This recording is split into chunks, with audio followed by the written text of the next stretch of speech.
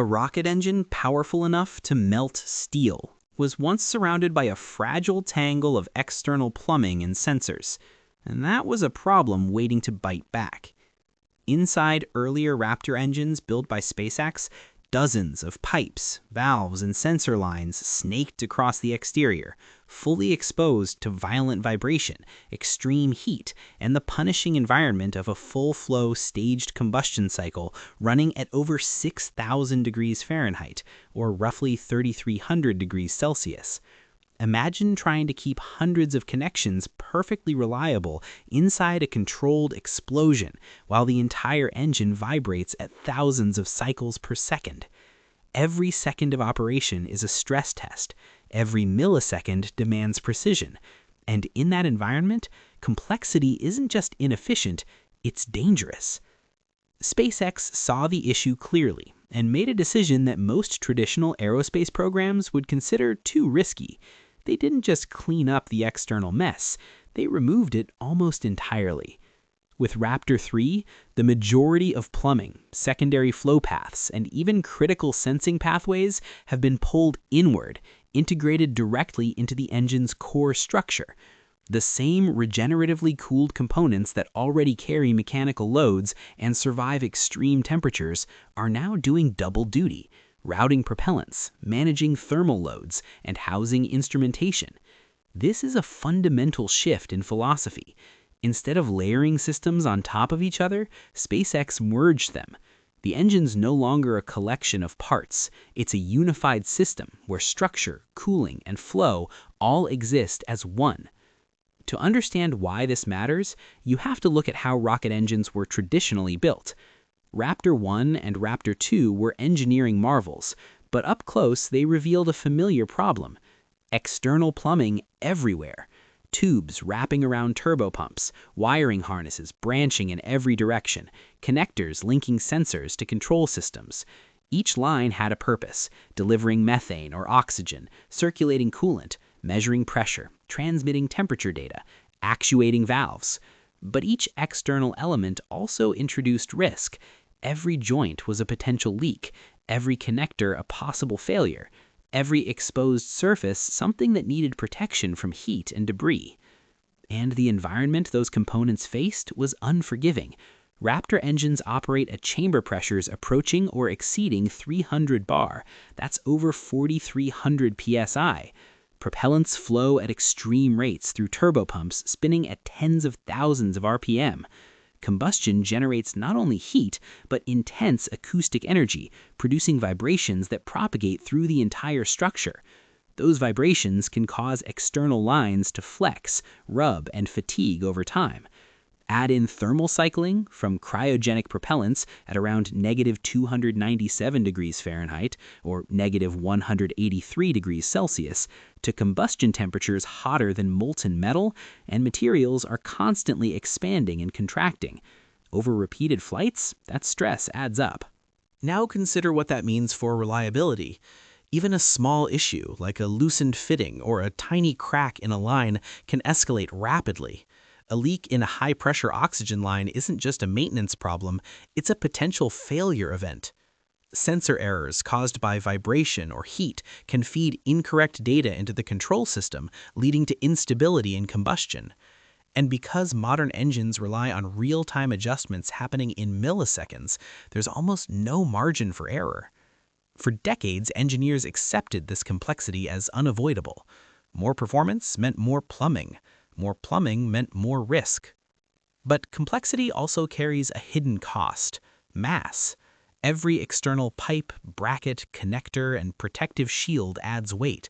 And in rocketry, weight is the enemy. A Raptor 2 engine already weighed on the order of 1,600 kilograms, or about 3,500 pounds. Multiply that across dozens of engines, and even small inefficiencies scale into significant penalties. None of that extra hardware produces thrust. It's necessary, but it's dead weight. So engineers are constantly fighting a trade-off between performance, reliability, and mass.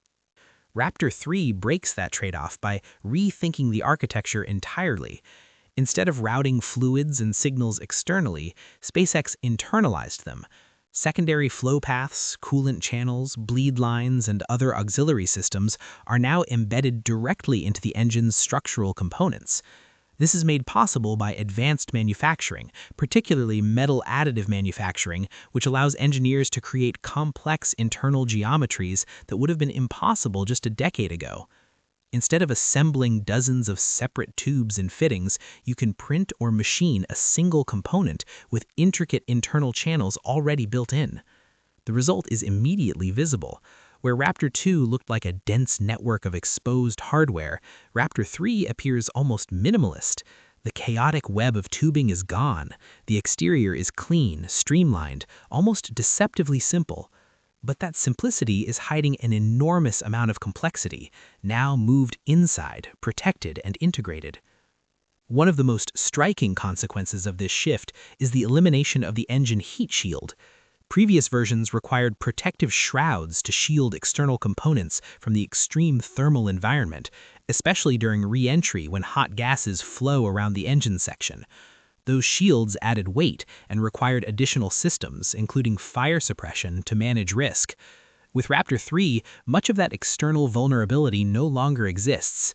Critical systems are tucked inside regeneratively cooled structures where propellant flow actively absorbs heat and protects the material. That allows SpaceX to remove the shield entirely, along with its associated complexity. The performance gains are equally significant. Raptor 3 achieves a dry mass of around 1,525 kilograms, lighter than its predecessor, while delivering higher thrust. Sea-level thrust reaches approximately 280 metric tons, or about 617,000 pounds of force, with testing pushing even higher. Chamber pressures have climbed toward 350 bar in ground tests, with operational levels around 330 bar. That combination of higher thrust and lower mass drives the thrust-to-weight ratio to roughly 183.6, an extraordinary figure for a rocket engine. Specific impulse, a measure of efficiency, also improves, approaching 350 seconds in vacuum-optimized configurations. But the real advantage isn't just raw performance, it's how these improvements compound. By integrating systems internally, SpaceX reduces the number of parts dramatically. Fewer parts mean fewer failure points. Fewer joints mean fewer opportunities for leaks. Shorter pathways for fluids and signals mean less energy loss and more accurate data. And because everything is built into rigid structures, vibration resistance improves naturally. There are no loose lines to shake, no connectors to loosen, no exposed surfaces to degrade. Thermal management also benefits from this integration. Regenerative cooling becomes more efficient when channels are part of the structure itself, distributing heat more evenly and reducing hotspots. Sensors embedded within the structure are better protected from extreme conditions, improving reliability and data accuracy. All of this feeds directly into one of SpaceX's most important goals, rapid reusability. Starship isn't designed to fly once, it's designed to fly again and again with minimal refurbishment. Traditional engines with complex external plumbing require extensive inspection between flights. Integrated systems reduce that burden significantly. If the engine structure remains intact, the internal systems are likely intact as well. This has massive implications for operations. SpaceX isn't aiming for a handful of launches per year. They're targeting a future where rockets launch frequently, almost like airplanes. That requires engines that are not only powerful, but also durable and easy to produce. With fewer external components to fabricate and assemble, manufacturing becomes faster and more scalable. Quality control improves because there are fewer individual parts to inspect. The entire process becomes more streamlined. Achieving this level of integration is extraordinarily challenging. Embedded channels and sensors must survive extreme temperatures, pressures, and mechanical loads simultaneously. Any defect could affect both structural integrity and system performance. That's why advanced materials, precision manufacturing, and rapid iteration are critical. SpaceX's approach of testing aggressively and refining quickly has enabled them to push these boundaries.